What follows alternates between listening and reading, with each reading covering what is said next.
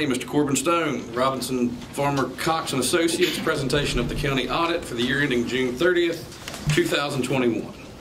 Chairman, board members, thanks for having me here tonight. The audit's 145 pages this year, so Is that all? that's all.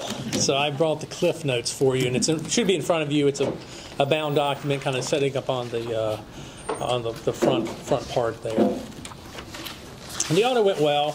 We did have two findings in the back of the audit report. One was that we had to recommend some adjusting entries to the books, but that's a fairly common finding. And then the other one was that the special welfare account at social services needed to be reconciled to the county's books. And really that's a reflection of just having new folks at the social services department that didn't pick up on that being one of their tasks. If you go to the handout to page 1, I'll kind of give you a rundown of your financial statements. And this will be a lot quicker than going through the bound document that's 145 pages. So on page 1, you're going to see kind of a table giving you comparative data going back to 2012. You can see 2021 revenues for the general fund activity hit $40 million. The annual growth rate for your revenues looking back over this 10-year period, and this is a compound growth rate, was 2.84%. If we took the CARES Act money out of that, in 2021, that compound growth rate would have been 2.33%. So CARES money is in all of this? CARES money is in all of this, yes. Okay. So that's why that number is probably a little bit higher than it was last year. Again, if we take that number out, it drops, that 2.84 drops to 2.33. On the expenditure side, $39,943,000 in expenditures for the general fund. You see an annualized growth rate of 2.46%. If we take the CARES Act expenditures out of the expenditures for 2021, that annualized growth rate would have been 1.91%. So actually under 2%. And those are, exceptional really, because when we see expenses going up less than 2 or 3%, you're really holding a tight line. I don't know if that will continue. I mean, obviously we have some inflation. I'll talk about that in just a minute. The next couple pages 2 and 3, I'm just graphing out this information just so you can get kind of a visual feel for how your revenues have grown or changed over the past 10 years, and then the same with expenditures. One thing you'll notice on revenues is that your property taxes, the general property taxes and other local taxes seem to be carrying a little bit more of the weight than federal and state revenue, with the exception of 2021 when we received quite a bit of CARES Act money. That's on page 2. Page 3 are your expenditures. Really, the only one that's been growing any substantial amount is public safety. You can see back in 2012, just under $6 million, and now we're slightly over $8 million in expenditures there.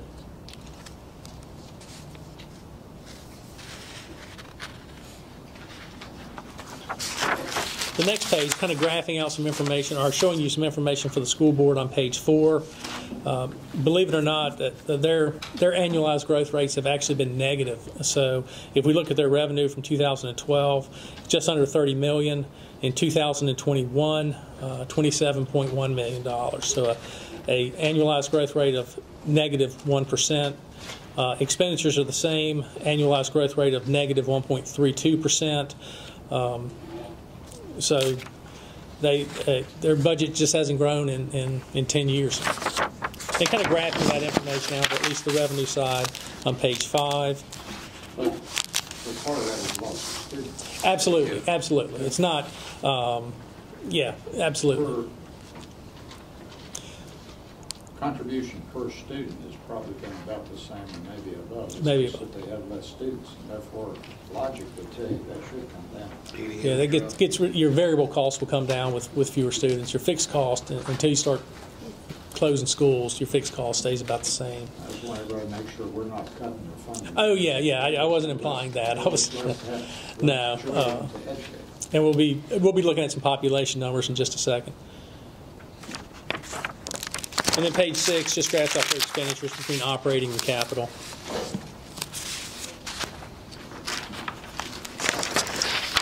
Page 7, I'm showing you your original tax assessments going back to 2008. So you can see public service has been growing at a pretty good rate. More recently, in 2020, we had a pretty good increase in machinery and tools tax assessments, but overall, the assessments have been fairly flat. And then the next page, we'll talk probably the most important number when you look at the financial statements. You say what drives those.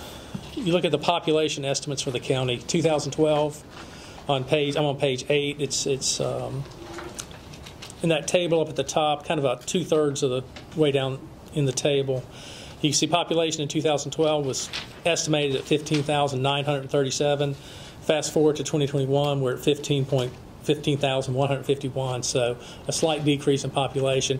And that's really, you're an auditor and you put together financial statements for a long time, but you finally realize one day that that's really what drives the numbers. So when you look back that your revenues really haven't grown that much over 10 years, the school board's expenditures have gone down, really those population numbers, and I don't have the school age population, but those population numbers really drive the financial statements about as much as anything.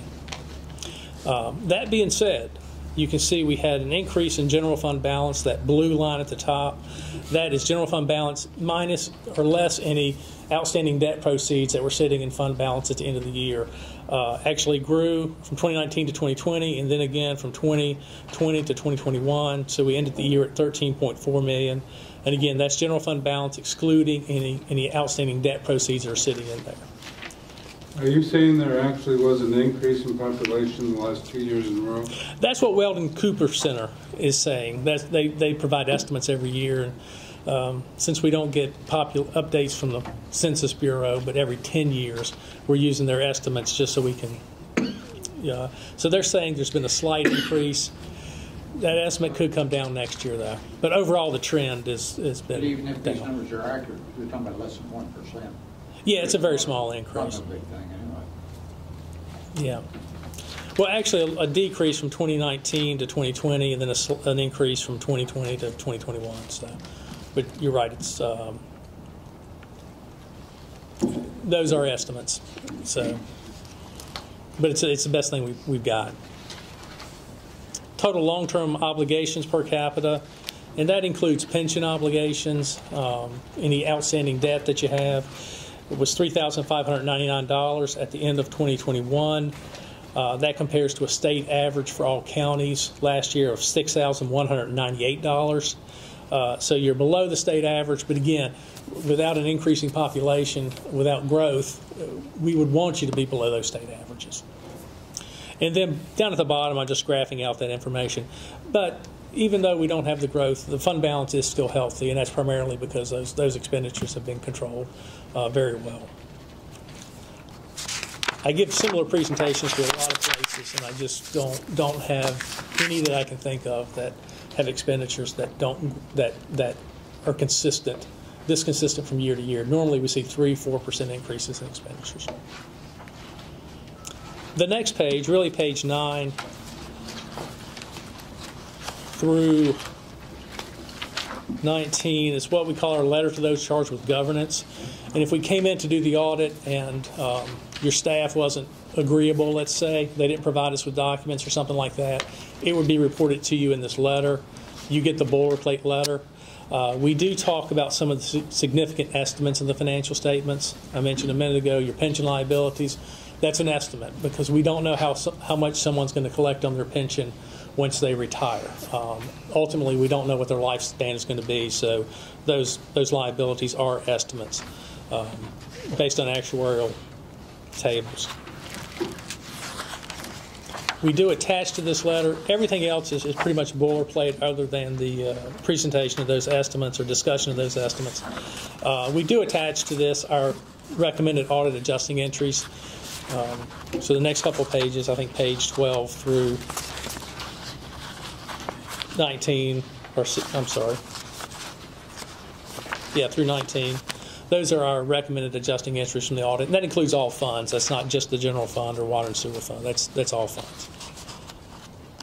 And then finally, the last thing we have in the handout just our areas for improvement. We call them audit recommendations, but some areas for county staff, social services staff to spend a little time next year and try to do a better job. Just some of the things we noted during the audit. Nothing major here, but certainly areas that the departments could improve on.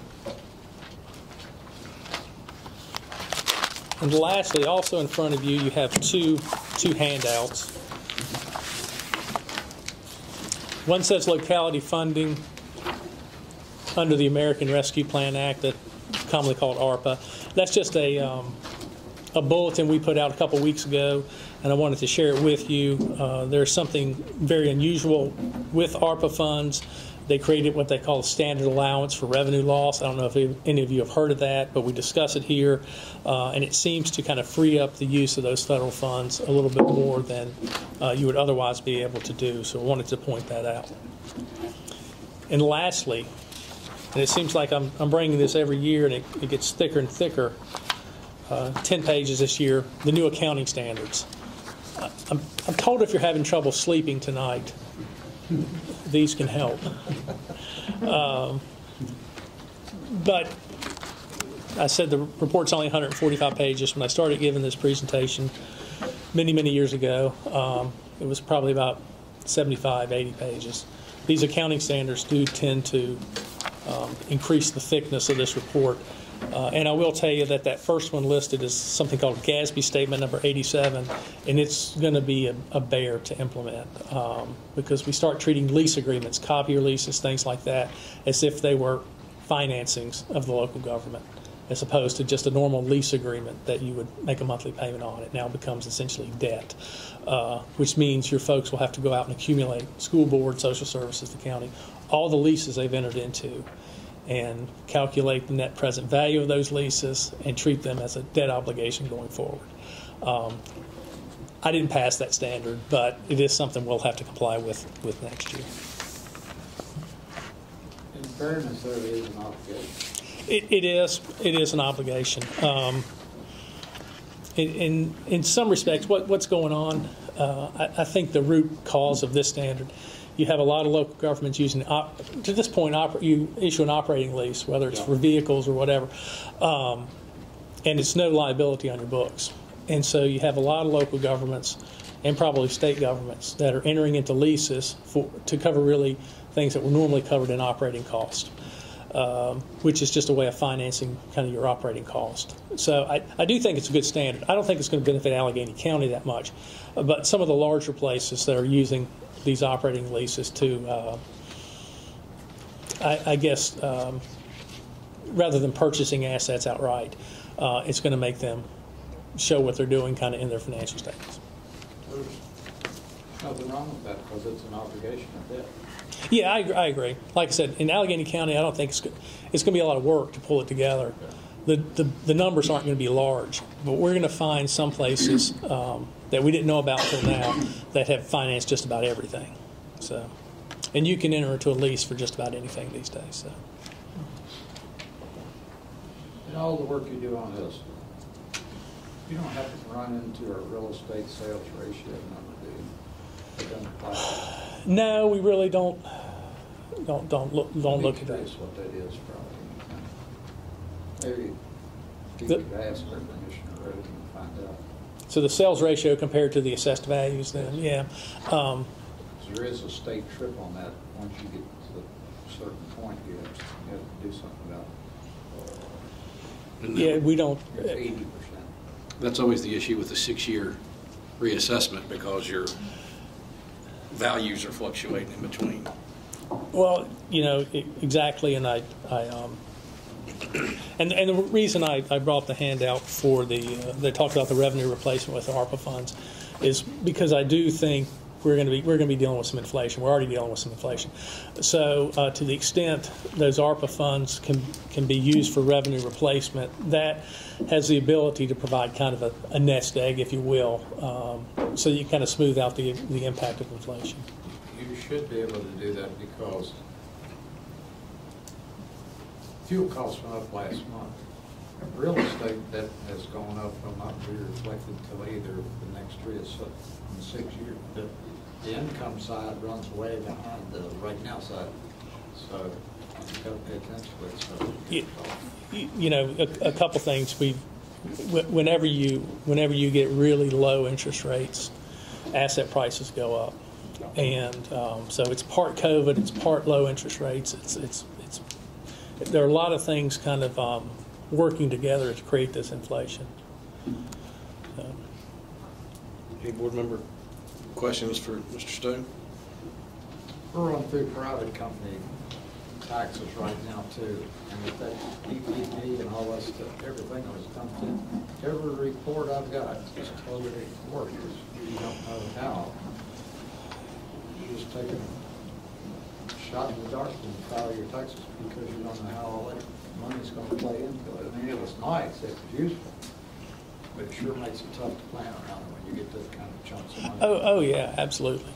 Yeah, the other thing that does also is obviously you increase the money supply, and that also in and of itself creates inflation. So you've got all these things that are driving us in this direction. One more comment. If you did, as a small business guy, when it first came out, that's where I was going to work, I realized that had a bigger potential to put me out of business than anything I've seen in years, because if I didn't participate in all of the competition did, we would have been at a tremendous disadvantage. So, but it did. It was scary when it first came out. They were only, there was a time factor into it. First in, it's the only ones that get this. I mean, it had a potential to put a company out of business instead of helping. Oh, absolutely. Yeah. If Yeah. you participate and get in the system quicker. Absolutely. And at the end of the day, what we're seeing now, I mean, like I said, we've dumped all this money into the economy. We have really low interest rates. So ultimately, the cost of assets, they're going to go up. It's just a matter of how much and how long that's going to continue. I have no idea.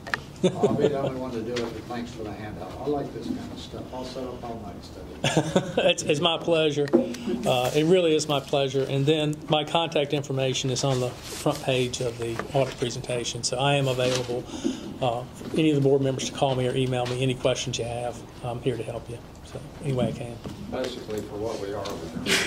Yeah, you guys are doing really well. I mean, your debt's under control. Your fund balance is growing.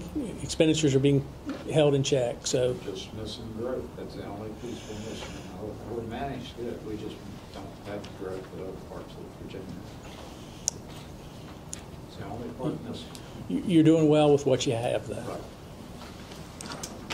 Thank you. Thank you, sir. Thank you.